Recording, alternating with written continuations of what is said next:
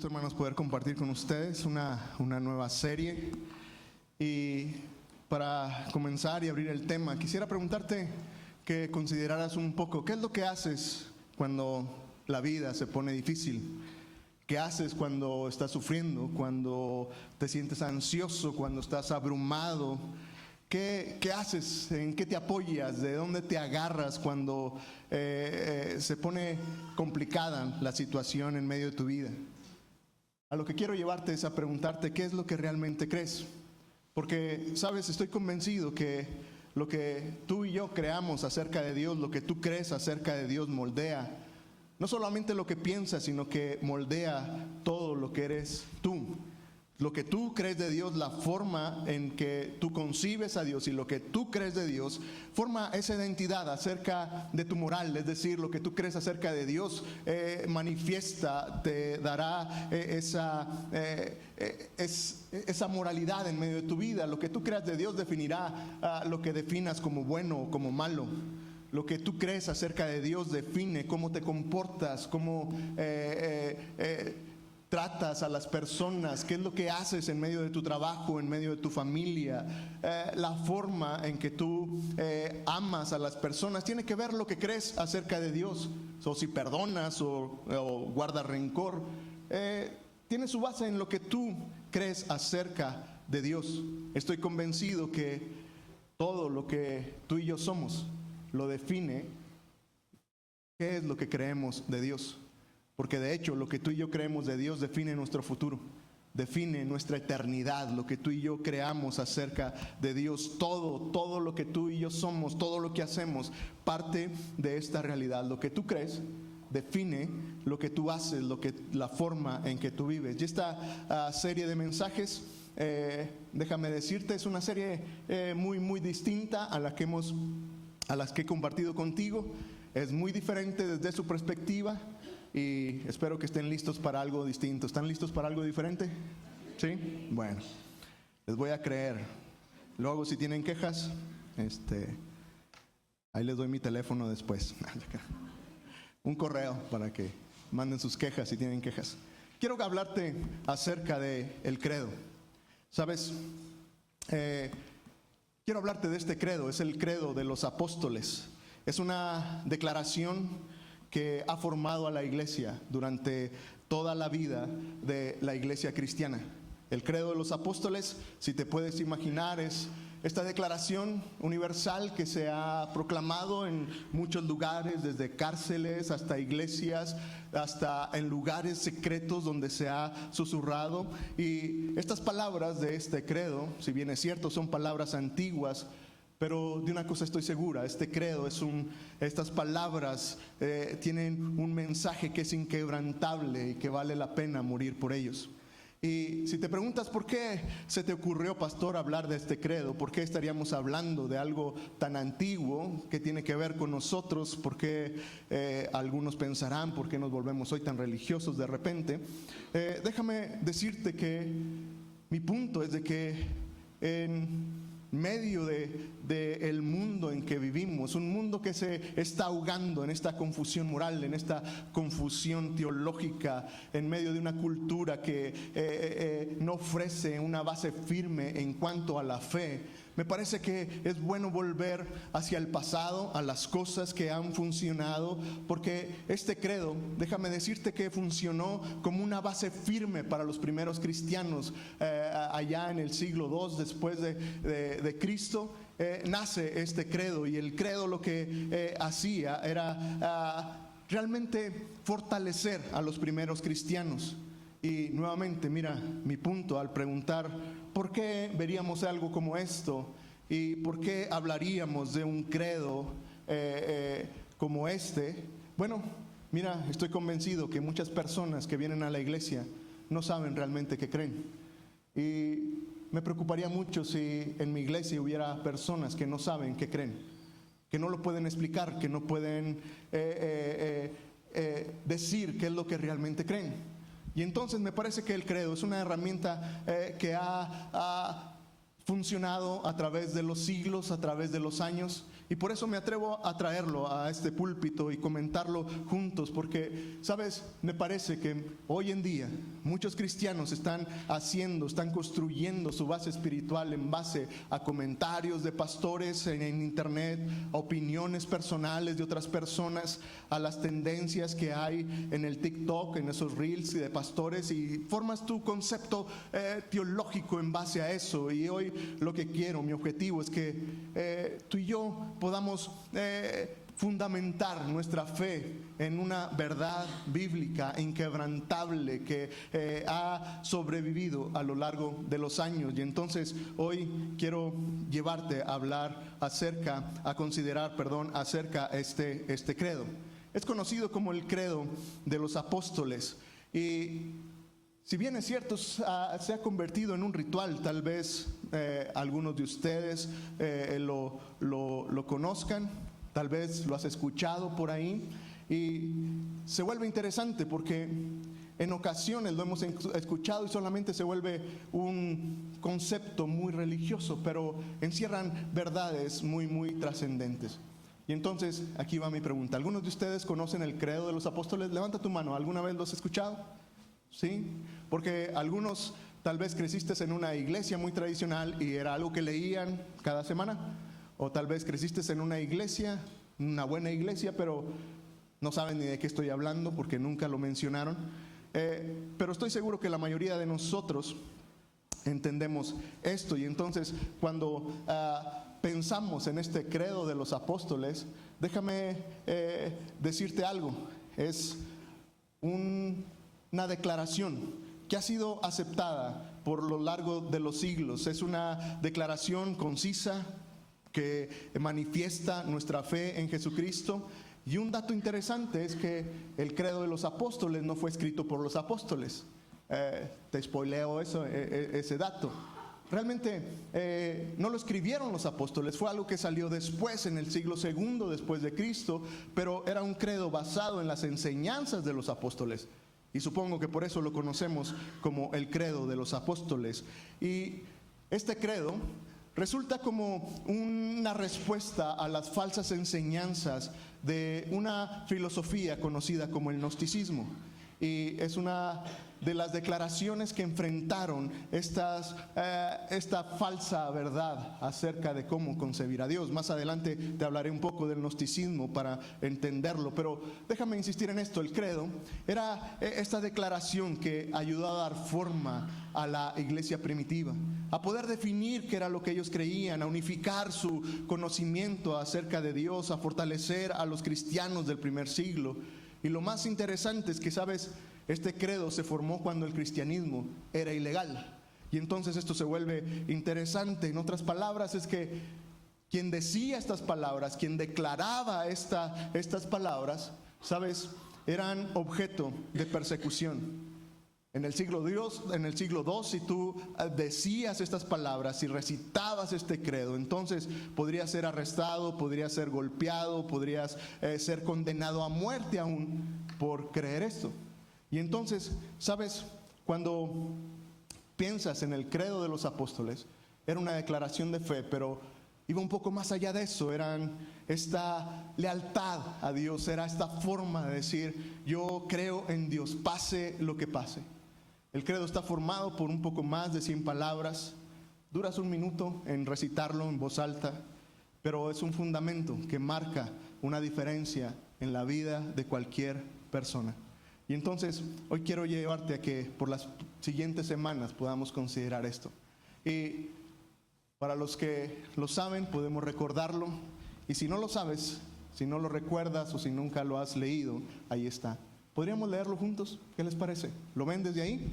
Sí, lo leemos todos a una voz. Comienza diciendo: creo en Dios, el Padre Todopoderoso, Creador del cielo y de la tierra. Creo en Jesucristo, su único Hijo, nuestro Señor, quien fue concebido por el Espíritu Santo, nació de la Virgen María, sufrió bajo Poncio Pilato, fue crucificado, murió y fue sepultado, descendió a los muertos, al tercer día resucitó a los cielos, está sentado a la diestra del Padre y vendrá de nuevo para juzgar a los vivos y a los muertos. Creo en el Espíritu Santo, en la Santa Iglesia Universal, en la comunión de los santos, en el perdón de los pecados, en la resurrección de la carne y en la vida eterna. Este es el credo de los apóstoles. Y lo que vamos a hacer esencialmente en las próximas semanas será revisar estas verdades poco a poco. Y entonces, déjame comenzar. Es interesante para mí que el credo comienza con esta declaración, creo.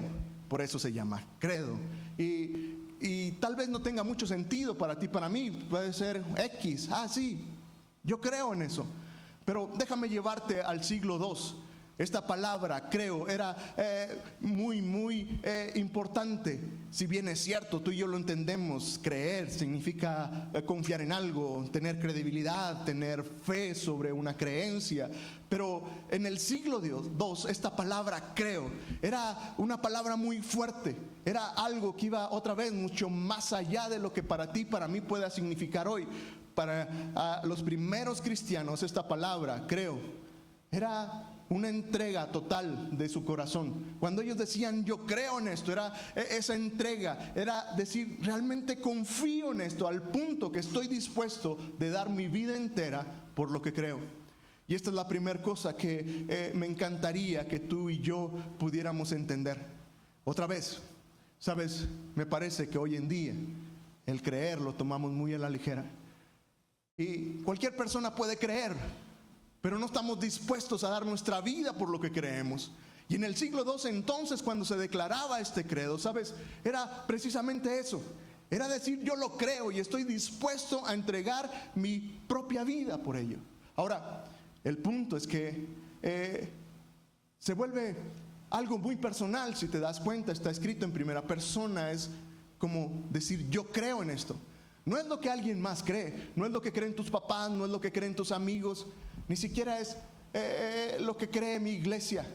Y entonces, ¿sabes? Otra vez, esto se vuelve interesante porque me parece que hoy en día nuestra creencia se basa mucho en lo que otros me han dicho que crea. Creemos porque, es que en mi familia es lo que cree. ¿Por qué crees eso? Porque ahí crecí en esa iglesia y simplemente lo creo porque, pues así me enseñaron. Pero, ¿sabes?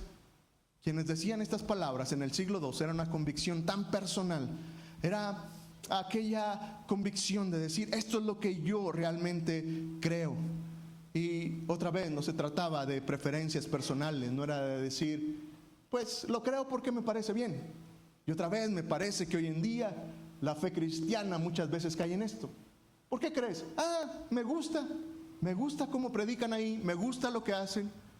Y por eso creo, porque me gusta. Pero otra vez, el punto que quiero resaltar es que, ¿sabes? La palabra creer tiene mucho más importancia de lo que tú y yo creemos. Tenía que ver con entregar la vida. Porque, otra vez, cada una de estas palabras tratan con verdades eternas que definen la vida de una persona. Y entonces comienza, creo en Dios. Creo en Dios. Y luego define qué clase de Dios. Dice, creo en Dios, el Padre Todopoderoso. Y déjame llamar tu atención ante esto, porque otra vez, ¿sabes? La gente por todas partes cree en Dios. Si tú le preguntas a cualquier persona, te dirá, sí, yo creo en Dios. Pero para ellos, la idea de Dios muchas veces tiene que ver con un poder superior. Y tal vez ellos dicen, sí, creo en Dios, pero para ellos es una fuerza vaga en el universo. Tienen este concepto, creo en Dios, pero a veces tiene que ver con hasta un tipo de karma. Es decir, yo creo en Dios porque yo creo que si haces el bien, te va bien, y si haces el mal, te va mal. Es un tipo de karma, ¿te das cuenta? Y entonces conciben a Dios de esta manera: si te portas bien, entonces te va bien, pero si te portas mal, te va a ir mal. Pero déjame decirte que eso no es creer en Dios. Y por eso el credo se vuelve interesante, porque define ¿quién es Dios? La gente cree en todo tipo de dioses hoy en día, pero nosotros creemos en el Dios de la Biblia. Y por eso creo que se vuelve importante que tú y yo entendamos muy bien en cuál Dios creemos. Creemos en Dios el Padre Todopoderoso. Y, ¿sabes? estas dos palabras juntas, esta declaración que se vuelve tan personal, estas dos cosas juntas, este Dios que es Padre y Todopoderoso, se vuelve más importante de lo que tú y yo podamos imaginar. Se vuelve más trascendente, porque tú y yo tenemos que entender en qué clase de Dios es que tú y yo creemos. Y la primera cosa que llama mi atención es que dice: creo en Dios Padre. Mira, esta idea de un Dios como Padre, yo sé que otra vez en este mundo occidental se puede volver muy común. Es común orar y hablar con Dios como Padre, pero déjame decirte que en el mundo antiguo la idea de Dios como un Padre era una idea radical. Incluso llegaba a rayar en lo herético, porque tanto para los judíos como para las religiones romanas y griegas, pensar en un Dios como un Padre era una locura, era una tontería, porque cada uno de esos dioses, de cada una de esas religiones, los dioses eran dioses impersonales. Muchas veces hasta eran dioses tan crueles que pedían sacrificios que iban más allá de lo que tú y yo pudiéramos imaginar. Pero el Dios de la Biblia es un Dios que se vuelve un Padre. Dios es un Padre cercano y amoroso, es un Dios que está ahí. Y si bien es cierto, tengo que reconocer que tal vez para algunos de ustedes que escuchan esta idea de Dios como Padre pueda chocar con ustedes, porque tal vez su padre terrenal no fue necesariamente un buen padre. Y tal vez estás aquí cargando con esa herida de ese padre que te dañó, que te traicionó, que en lugar de cuidarte te hizo daño y marcó tu vida. Y tal vez es algo que quieres desasociar de tu mente, decir: bueno, pues si Dios es como un padre, pero es como mi padre terrenal, no me interesa. Pero déjame decirte que, sabes, no importa cómo hayan sido nuestros padres terrenales aquí, la cosa es que Dios se ha revelado en su palabra como un Dios que es un buen Padre, es un Dios que va más allá de lo que nuestros padres terrenales pudieran haber manifestado. Y déjame simplemente decirte cómo entiendo y cómo veo que la palabra de Dios describe a este Dios como un Padre. Sabes, cuando vamos a la Biblia, lo primero que encontramos es que Dios es un Padre que siempre está presente y que nunca te abandonará. Y esto es genial. Sabes, el Dios de la Biblia es un Dios, es eterno, es perfecto, es santo, es inmenso, es inalcanzable, pero es este Padre que siempre está presente y que nunca va a suceder algo que Él se aleje de ti. Nunca tú y yo podremos hacer algo para apartar el amor y la misericordia de Dios de nuestras vidas. Tú puedes ir a la Biblia y encontrarás a este Padre, a este Dios que es un Padre siempre presente y que nunca abandona. Encontrarás que Dios es un buen Padre que siempre se vuelve compasivo, amable y lleno de misericordia. Es un Dios que nunca te va a rechazar, es un Dios que nunca vas a encontrar condenación. Es un Dios tan compasivo, tan lleno de misericordia, que incluso para el más vil pecador encontrará esta misericordia y esta gracia de Dios. Y tú encontrarás a este Dios en la Biblia que se revela como un Dios compasivo, lleno de misericordia. Él es un Dios que siempre está cerca. Es un Dios, un Padre bueno, que siempre está cercano a nosotros. Un Padre celestial que no es para los iniciados, que no es para los perfectos, que no es para los más santos, que no solamente escucha al que mejor se porta, sino que es un Dios tan cercano que conoce todo acerca de ti. No sé si puedas entenderlo, pero este es el Dios de la Biblia que conoce tu nombre. Y en su mejor descripción dice que este Dios, este Padre tan cercano, conoce cada detalle de tu vida, que aún los cabellos de tu cabeza están contados por Él. Él conoce quién eres, cómo te llamas, dónde te encuentras, cómo te sientes, porque es un Padre que siempre está cercano. Y sabes que es lo más especial, que en la Biblia encontrarás que Él es un Padre que se deleita en ti a través de Cristo. Si eres un hijo de Dios, si Jesucristo es tu Salvador, sabes, Él es un Padre que siempre está orgulloso de ti. No sé si esto te emocione, pensar en que un Dios tan santo, tan perfecto, tan inalcanzable, pueda sentirse orgulloso de ti y de mí. Es un Dios que se agrada, un Dios que se regocija, un Dios que está contento contigo. Y otra vez, no por lo que tú y yo hacemos, sino porque Cristo está en medio de nosotros. Y entonces, ¿sabes? Dios no solamente es un Dios que es Padre, sino que es un Dios que también es todopoderoso. Y entonces, ¿sabes? Esto se vuelve especial porque es una combinación muy interesante.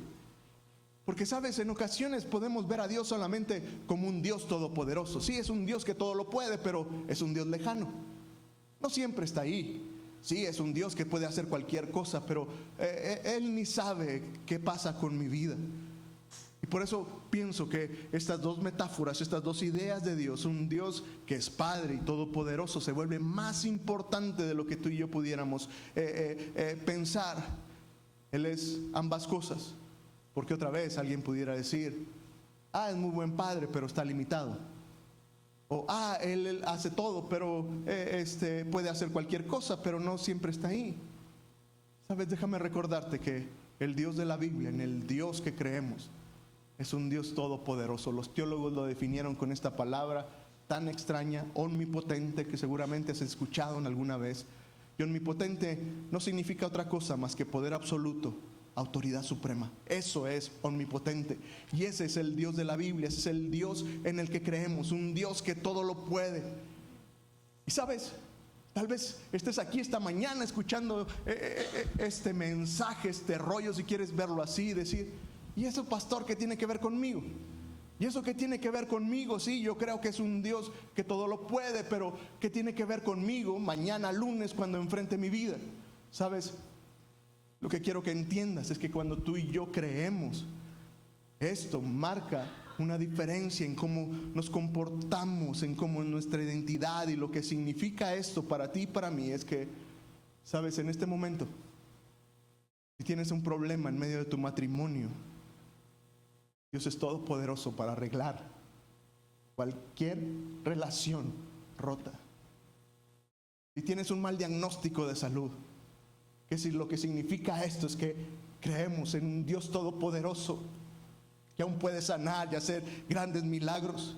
¿Qué significa entender y creer que tenemos un Dios omnipotente y que todo lo puede? Es que si tienes ansiedad o tienes miedo, ni siquiera sabes qué creer. Sabes, hay un Dios completamente poderoso para sanar cualquier corazón. Si estás aquí y has sido lastimado, y alguien te dañó, y alguien te hizo daño, y parece que alguien te destruyó la vida, déjame decirte que hay un Dios que todo lo puede, que puede reconstruir lo que se ha destruido, que puede sanar lo que se ha deshecho, que puede traer vida, aquello que está muerto. Y entonces, ¿sabes?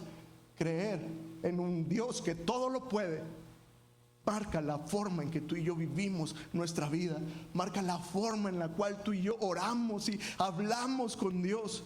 Otra vez, ¿sabes? Jesús enseñó a sus discípulos a orar así, como un Padre, Padre celestial, ese Padre nuestro que está en los cielos.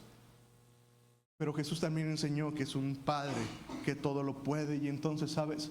Cuando tú y yo oramos, debiéramos recordarnos a nosotros mismos que hablamos con un Dios que es todopoderoso, un Dios tan personal que conoce nuestro corazón, un Dios que entiende lo que nos duele, que, sabes, déjame decirte esta verdad: lo que a ti te importa, le importa a Dios también. Lo que a ti te duele, le duele al corazón de Dios. Y entonces, ¿sabes? No hay petición pequeña, no hay petición tonta, no hay ninguna situación que no valga la pena ir y llevarla con Dios y hablar con Él y pensar es que Dios jamás podría responder a esta oración, porque tenemos un Dios que es omnipotente, un Dios que siempre está ahí. Otra vez, no hay persona demasiado quebrantada para que Dios no la sane. No hay ningún plan del enemigo que pueda destruir o detener los propósitos de Dios en tu vida. Él es un Padre bueno que te ama y no hay nada imposible para nuestro Dios. Y entonces, ¿sabes? Cuando tú y yo entendemos esto, no me puedo imaginar qué clase de vida, en qué libertad viviríamos tú y yo si creyéramos de verdad estas palabras, no solamente en nuestra cabeza, sino en nuestro corazón. ¿Cuál sería tu reacción en medio de cada circunstancia, entendiendo que tenemos un Dios que es un Padre bueno, que está cercano y que todo lo puede. Sabes, nadie podría detener ni tu vida ni el propósito de Dios en ti si realmente creyéramos esto. Y entonces, sabes, el credo sigue diciendo: creo en el Dios Padre Todopoderoso, pero creo en este Dios que es creador del cielo y de la tierra. Sabes, en el siglo II pensar en Dios como un Dios creador era muy controversial para el cristianismo primitivo. Y es aquí donde te explico esta filosofía del gnosticismo.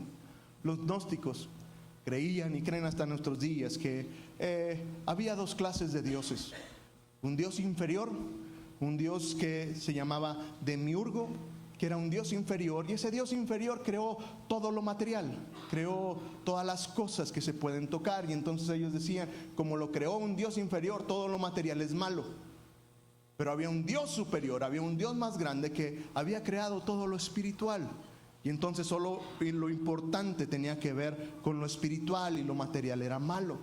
Pero entonces, ¿sabes? Otra vez, cuando vamos a la Biblia, el Evangelio de Juan, por ejemplo, es una declaración en contra de esta filosofía gnóstica acerca de que Dios no creó las cosas materiales.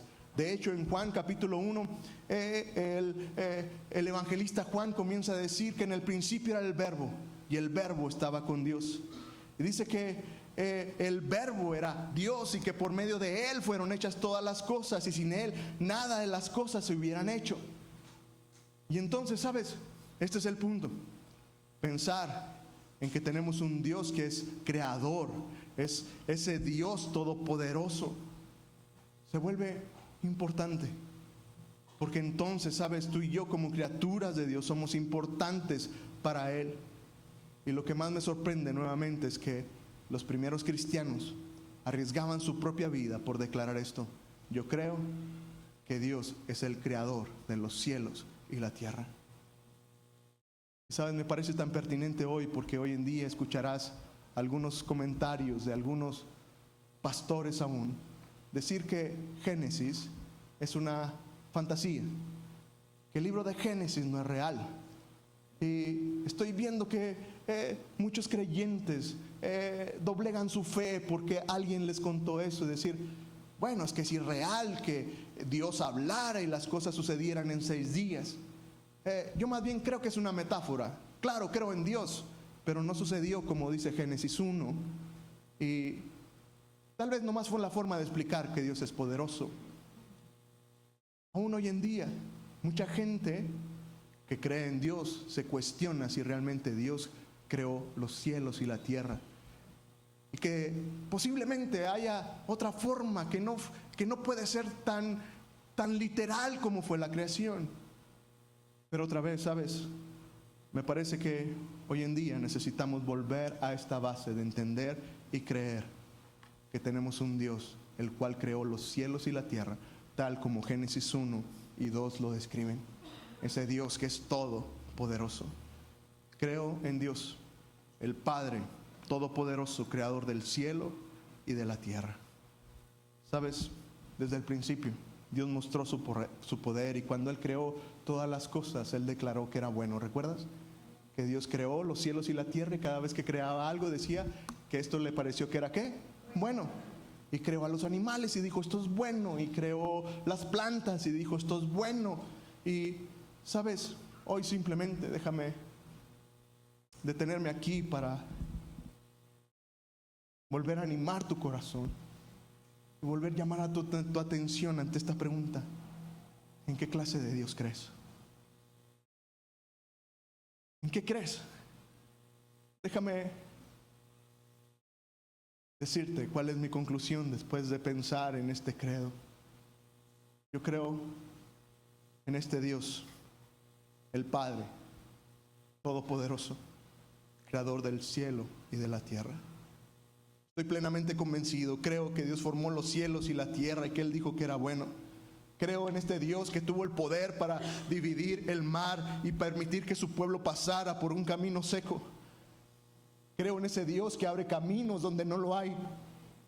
Creo en ese Dios tan cercano que acompañó al pueblo de Israel por años en el desierto, con una nube durante el día para cubrirlos del sol y una columna de fuego para cubrirlos en la noche y darles calor y iluminarlos. Creo en un Dios que puede derribar muros con solo gritar. Creo en un Dios que le habla al mar y a una tempestad y los mares y la naturaleza le obedece. Creo en un Dios que restaura los corazones quebrantados, que sana enfermos y que resucita muertos. Creo en un Dios que se hizo carne y que vino a este mundo y que sufrió una muerte en una cruz para que tú y yo pudiéramos vivir. Creo en un Dios que trae vida a lo que está muerto. Creo en un Dios que se vuelve tan personal y amoroso, ese Padre bueno que siempre está ahí. Creo en un Dios que siempre lucha por mí, que nunca se cansa y que siempre me busca, y es un Dios que nunca me abandona. Creo en esta clase de Dios que Él prometió que un día va a volver y va a venir y va a establecer su reino aquí y vendrá por su iglesia en un día perfecto, en un día glorioso, y que el poder de su Espíritu sigue funcionando hoy en día. Creo en un Dios que un día enjugará la lágrima de cada uno de nosotros, de cada pena, de cada dolor que hayamos vivido. Creo en ese Dios que dice que llegará el momento en que estemos en su presencia, en ese lugar donde no habrá más pecado, no habrá más vergüenza, ni más tristeza, ni más dolor. Creo en un Dios que promete una vida eterna con Él. Creo que un día moraré por Él por la eternidad y que tendré la oportunidad de, junto con los santos, alabar a este Dios y decir: santo, santo, santo eres tú. Creo en este Dios Padre Todopoderoso, Creador del cielo y de la tierra. Creo en este Hijo de Jesucristo, nuestro Señor. Y sabes, creo que Él tiene todo el poder para hacer cualquier cosa. Y entonces te pregunto, ¿crees en este Dios? ¿Crees en esta clase de Dios? Y vuelvo a la primera pregunta: ¿qué haces? ¿A qué recurres en medio de tu vida cuando las cosas se ponen difíciles? ¿A dónde corres? ¿De dónde te agarras? ¿Qué haces cuando alguien te traiciona? ¿Qué haces cuando fracasan tus finanzas y no tienes dinero? ¿Qué haces cuando hay dolor y enfermedad? ¿A dónde vas? ¿De qué te abrazas? ¿De qué es lo que te sostiene? ¿Crees en este Dios que es un Padre personal, todopoderoso, que nunca abandona, que todo lo sabe, que siempre está presente, que todo lo puede? ¿Crees en este Dios de la Biblia? Si tu respuesta es que sí, ¿sabes? Si crees en esta clase de Dios, si ese es Dios en el cual tú y yo creemos, ¿sabes? La única respuesta razonable a un Dios como este, la única respuesta es caer de rodillas ante Él, porque Él es el Dios todopoderoso. Él es el Padre, si Él es el creador de todo, entonces, ¿sabes? Él merece ser reverenciado. Él merece que tú y yo tengamos verdadero temor de Él. ¿Sabes? Si ese es el Dios en el que crees, si ese es el Dios en el que creemos como iglesia, ¿sabes? No puede haber vidas tibias delante de Él. No podemos vivir vidas sin un temor real para Dios. No podemos tener una vida cristiana sin pasión y sin entrega. Lo que quiero decir es que, ¿sabes? Si ese es el Dios en el que crees, en ese Dios que todo lo puede, en ese Dios todopoderoso, en ese Padre bueno, ¿sabes? Tu reacción tiene que ser de entrega. Ya no cabe en nuestras vidas el preguntarnos si el próximo domingo vendremos a la iglesia, o si hace mucho calor para mejor quedarte en casa, o si hay un buen partido para mejor quedarte en casa y ver la televisión. ¿Sabes? Si este es el Dios en el que creemos, este es mi punto. Si esto es lo que tú y yo creyéramos, marcaría nuestra forma de vivir. Si Él es ese Dios supremo, si Él es ese Dios grande e inmenso, ¿sabes? Marcaría la forma en que tú y yo vemos la vida y cómo vivimos. Y otra vez, ¿sabes? Me parece que es imposible creer en esta clase de Dios y vivir una vida cristiana tan cómoda de solamente venir a la iglesia y escuchar un mensaje. Si crees en esta clase de Dios, si estás dispuesto a dar tu vida por esto, entonces, ¿sabes? Me parece que tiene sentido. Y este es mi punto al compartir esto contigo. Lo que encendía mi corazón al pensar en la historia de este credo y por qué me atrevo a compartirlo contigo es por el efecto que tenían los primeros cristianos. Ellos estaban dispuestos a dar su vida por lo que creían. Y si bien es cierto, hoy nadie te va a meter a la cárcel por decir estas palabras. Lo hemos dicho en voz alta, se ha quedado grabado para que lo sepas, pero nadie te hará daño, nadie te va a perseguir, nadie te va a demandar por creer esto. Pero sigo creyendo que creer esto tiene el poder de decir, lo creo y estoy dispuesto a entregar mi vida por lo que creo. Y otra vez, eso no significa que alguien te va a arrestar o que te van a golpear o que te van a quitar la vida, pero sí significa que si crees esto, estarías dispuesto a rendir tus propios deseos para vivir para este Dios. Dejar de vivir para ti mismo, dejar de buscar tu propio placer y tu propio beneficio para vivir para esta clase de Dios. Porque otra vez, ¿sabes? Lo que tú crees define todo lo que tú eres, define tu identidad. ¿Crees en este Dios? ¿Crees en esta clase de Dios? Y entonces, ¿sabes? En lo que pasan los músicos, simplemente déjame decirte que hoy más que nunca la iglesia debe levantarse con una fe firme que pueda explicar qué es lo que cree. Tal vez no quiero ser pesimista, pero tal vez te has dado cuenta que vivimos en un mundo muy distinto, en un mundo tan lleno de tantas cosas, guerras, de tantas cosas que pueden inquietar, tantas cosas, tanta maldad, tanto pecado, tanta corrupción. ¿Te has dado cuenta que vivimos en un mundo así? Hoy más que nunca, los seguidores de Jesús tendremos que levantarnos y realmente dar nuestra vida por lo que creemos. Mi pregunta es, ¿crees en esto? ¿Estás dispuesto a entregar tu vida por lo que crees? Mi objetivo es que nuestra fe pase de aquí, de nuestra cabeza, a nuestro corazón, y que eso marque nuestra forma de vivir. ¿Me acompañas?